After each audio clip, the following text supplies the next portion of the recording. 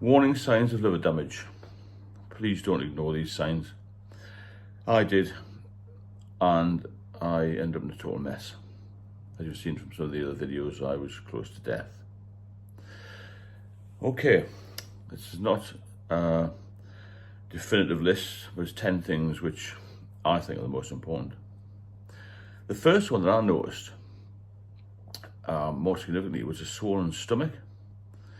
Now, I thought initially this was just what they call a beer belly, obviously, but it wasn't, because it was very hard to the touch. And this, I later found out, is called ascites.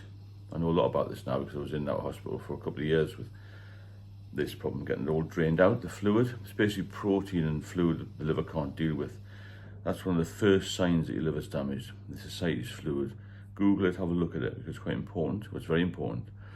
And I also got this spontaneous bacterial peritonitis with it, which is an infection. That was very, very dangerous, which can be fatal. It's fatal in about 50% of people who go into hospital with it. That's the first thing, swollen stomach.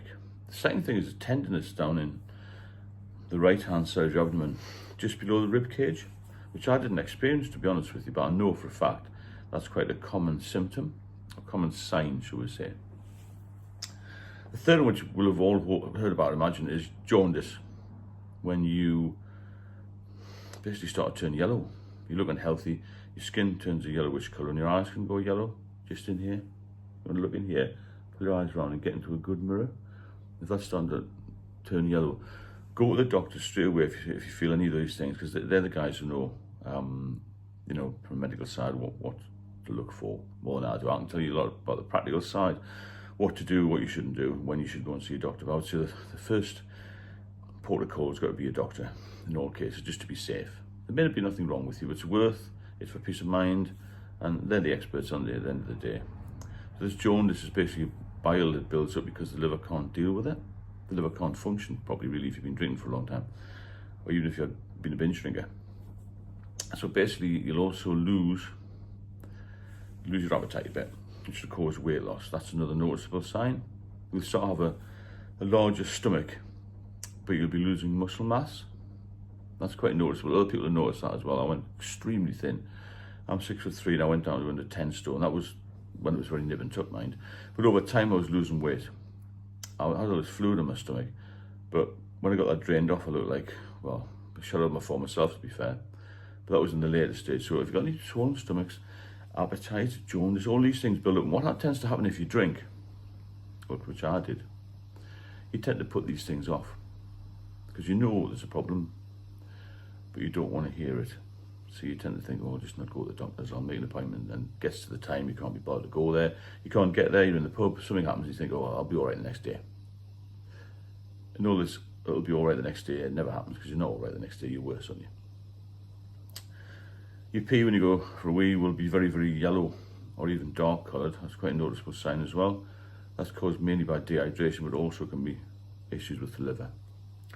Another thing which is linked to this fluid buildup is something called edema, where fluid builds up in your legs and ankles, and you find a lot of older people have this. If you look at their feet, their ankles are swollen quite a lot. Edema, that's something to look out for as well. Swollen legs, swollen ankles, feeling something, you feel got pain in the bottom of your feet as well. Another big one for me, which I did ignore initially, but I found out later was quite a problem, was itchy skin. You start to scratch more, somebody will bleed. When I was in hospital, this guy, he couldn't stop itching. I had to give him all sorts of ointments and things, but he still kept scratching.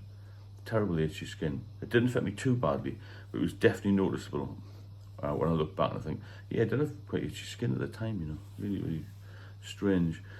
You become very tired, physically and mentally. You just can't be bothered with things, if that makes sense. You haven't got the energy. It saps all your energy, because your liver's an extremely important organ. It has about 200 or 300 functions, probably 400 maybe, I don't know exactly. But it filters out all the bad stuff, all the toxins, this sort of thing. So you feel tired all the time. Nausea is another big one. You feel nauseous when you wake up, whether you wake up in the morning, the afternoon or evening. Always feel a bit nauseous, a bit sick, and a bit under the weather, you know. And the 10th one I would say is just a general malaise. Can't be bothered, feeling knackered all the time, or you can't be, you know, you can't bother to look look after yourself.